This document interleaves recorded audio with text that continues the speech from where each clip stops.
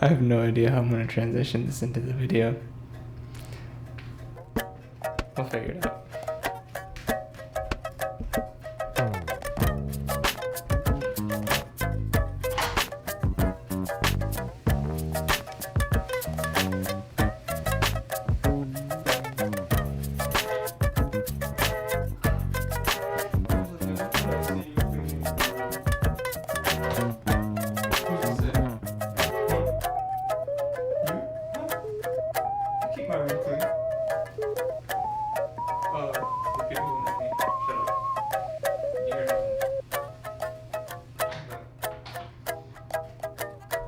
They only know what they tell you.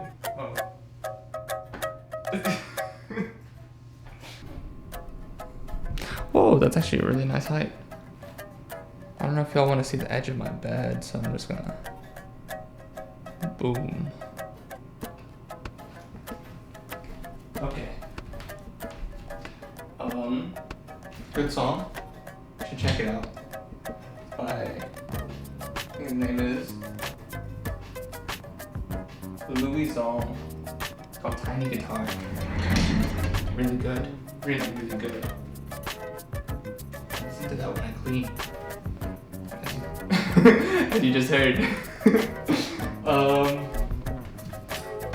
Boom. Okay.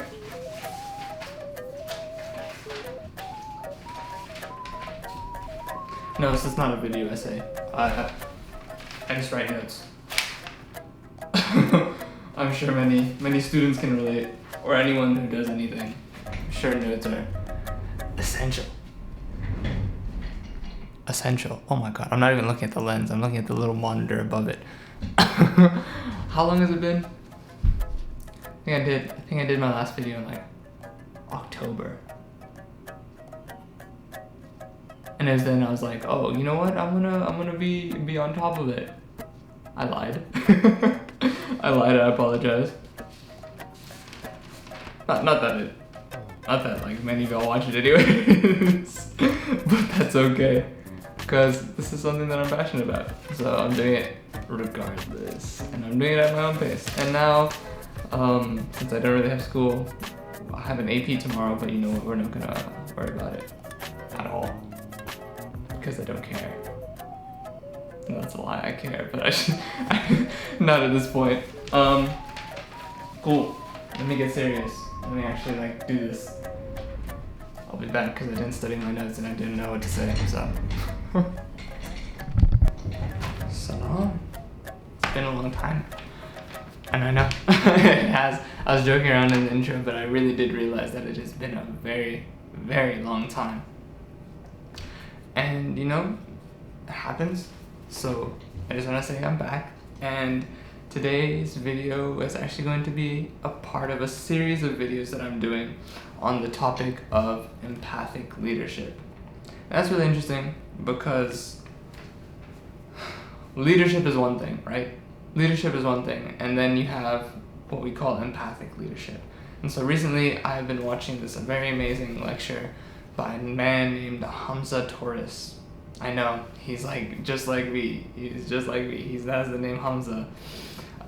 No, but it really amazing lecture. It's long. I can link it to. I can put it in the description of the video. And if this is on Instagram and you're curious, you want to watch the full thing, the original video, not my take on it, I can send it to you. So just let me know. So I'll get straight into it. We need to start with the definition of leadership. Or not necessarily the definition, like not an Oxford definition of leadership, but more like what does it mean to lead, right? So leadership in essence is a way of being. It's the way that you relate to yourself, it's the way that you relate to others, it's the way that you relate to the world around you. So these are the reasons that you can be a great leader but not necessarily have the title. You can have leadership qualities, but not necessarily be in the position of a leader. Being a president of something, being the CEO of something, doesn't necessarily mean that you're a leader in the same way. So, it's simply a way of being. how you're able to go about your life, how you're able to relate to others, how you respond to certain things. That's leadership. Besides leadership though, and now we're looking at the bigger picture, and I just wanted to lightly touch on the meaning of leadership and what I see it as. We can look at empathic leadership, right? So what entails being an empathic leader, an empathetic leader? So the very first principle that I understood from the lecture, and that I'm making a bridged version of in a small series of videos, this being the first one, this being the most important point that I've come across so far, is that you have to be human-centric. That's the first principle of being an empathic leader. Being human-centric, being person-focused. And so what does that mean, right? You can just say that. Do you even know? Those are big words. Do I know? I hope I do. I'm making a video on it. No, but in all seriousness, being human-centric means seeing the human, right? You're intrinsically valuing the person that you are getting help from, the person that is following you. You're person-focused, so you're not seeing another person as a means to an end. No, they're not just an instrument to get your work done. No, how can you say that? How can you see that? So being human-centric is taking that almost capitalistic feeling of, oh, they're just a tool, an instrument. No, you're like removing that entire concept and throwing it out the window. So that's the first principle, and you have to ground it in your mind if you want to be a good leader. I mean, empathetic leadership, in my understanding of it so far, is probably the best way to lead anyone. And there's offshoots of leadership, right? Leadership's a big umbrella term, but being an empathetic leader, oh, you can see my nose. Being an empathetic leader is probably the best way of going about doing things, especially now, especially as we progress as a society. Everyone's becoming a leader, right? So you want to make sure that you're leading in a way, you're leading people that follow you, that care about you, that care about the goals and have common values. You want to make sure that you're making sure that, anyways, you want to make sure that you're doing the best that you can to support not just yourself, but them as well. So being human-centric, right? And it can be hard. It can be hard to see things that way, especially now. We live in a capitalistic society. Like I said, everyone's trying to be the best. Everyone's climbing over each other and trying to do their own thing and trying to be better than the next person. And so this just really takes a step away from that and say, like, you know what? You're a part of this team. I happen to have a leadership role, right? But that doesn't mean that your input is any less than mine. That doesn't mean that you can't correct me. That doesn't mean that you can't be assertive at times. Because if you want to be a leader, you have to realize that it's the end goal that matters, right? And empathetic leadership says exactly that. It says, yes, look at the end goal. Look at the end goal that you're trying to get to, right? But don't make that the only thing that goes through your head, right? You have other people involved. You can't be selfish. You can't be involving only yourself when you're trying to become an empathetic leader or trying to reach a goal for that fact, right? So you have to value, you have to see and work with and understand and help the people that are following you and the people who are providing those resources for you. If that's the case, if you're looking at human resources, right? You can't just treat them as an instrument. And I've said that twice or 3 times now, but that's really, really important. And I think it's something that we tend to forget if we have a leadership position, right?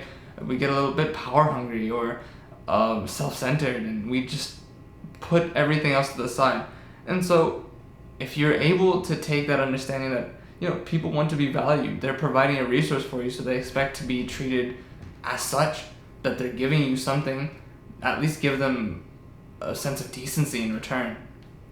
So if you're able to do that, to a well enough degree, you'll garner a sense of trust, loyalty, commitment, a willingness to sacrifice for you as a leader. And those people who are following you will have all those traits for you if you're able to give them that same respect and value back towards them. So being empathetic subsequently means, as a leader, you are to try to understand, to the best of your ability, what it feels like, what it means to be your teammate or your member or someone that has a role secondary to the leader.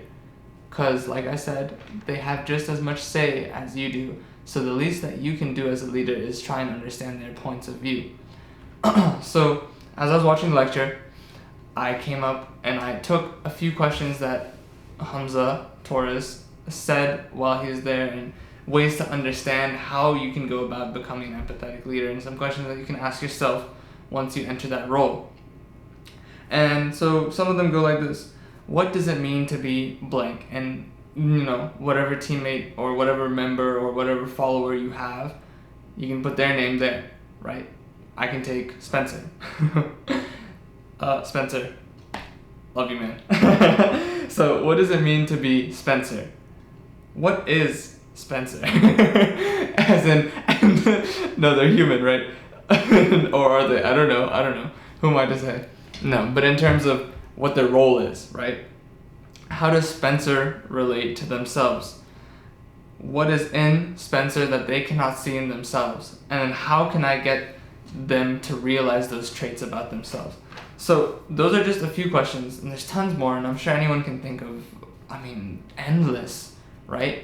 We're all empathic people at heart, so to think of questions that are able to relate to others isn't very hard. It just needs you to sit down and think about it for a little bit. So using a human-centric perspective, you technically see people with an infinite amount of potential. It's boundless, right? You and I, or whoever's watching, it's a boundless opportunity to understand the person that you're talking to or you're working with, right? No one is closed off from the perspective of learning. No one is closed off from the perspective of growth. That's just not possible. It's not possible. As much as you might want to be closed-minded and just shut everything else out, it doesn't happen. It doesn't work that way. We're humans. We're meant to grow and we're meant to expand ourselves and reach new heights each time that we do something, right? Individually as well as societal perspective, a macro example for that matter, right? So that's something that you should definitely do when you enter a role of being a leader, just as a take of trying to understand the people around you. And so your duty now is not only to see what it is that those people that can't see in themselves, those followers, those members, they can't see in themselves something. It's your job not only to identify it, but also to pull value from it, right? And work with that dynamic. And that's not an easy thing to do. It's not because humans are strange, and sometimes we don't like being told that we're this, or we have this, or we don't have this. So it's not an easy task, but it's definitely worth it. And if you put the time in to invest in other people, they'll want to do that back for you, or they'll want to do it for your cause. Yeah? I hope that makes sense. Think on a lot of the things that I'm saying. Think on them. Oh, voice crack. Think on them and really, really understand the value behind how you can be a better person by being empathetic, or how you can be a better leader for that fact by being empathetic. So to summarize this first portion of the next few videos that I'm going to be making, empathetic leadership is first and foremost human-centric. You take a person for their intrinsic value, not their material value, not what they can provide, but what they do for your team. If they're willing to sacrifice, if they're willing to dedicate, if they're willing to commit to something, if they're willing to change themselves for something, that is pretty much invaluable. You can't buy that trait. You can't buy loyalty, right? You could... Anyways, I'm not going that far. You can't buy commitment. You can't buy change, right? You can buy the photo print. You can buy clothes from someone who makes them, but you can't buy that sense of trust or any of those traits that I just said. So if you focus on people this way, on your team this way, then I can guarantee you that you will have probably the best team that you can possibly garner from yourself. or even if you're not looking at it from a leadership perspective per se, being human-centric is just a good way of living. I mean, honestly stepping away from the whole leadership perspective that I'm trying to aim this entire series towards, I want to take a moment and step back. We need to be more human-centric. A lot of people need to be more human-centric. People don't tend to understand that everyone's different. No one has the same experiences, the subconscious of everyone's different in the sense that you have to value that. I mean, no one is the same person. You can't say that you're a leader. You can't say that you're a good person if you're not willing to understand the other person's perspective. Being human-centric simply means being a good human. I mean, do y'all remember, I hope you guys remember the golden rule? I mean, something that we're taught so young. Treat others how you want to be treated. I mean, such a simple principle, but so widely ignored now, right? I mean, it's not easy to treat others the way that you want to be treated, right? Not all the time, but I mean, invest in others the way that you want to be invested in.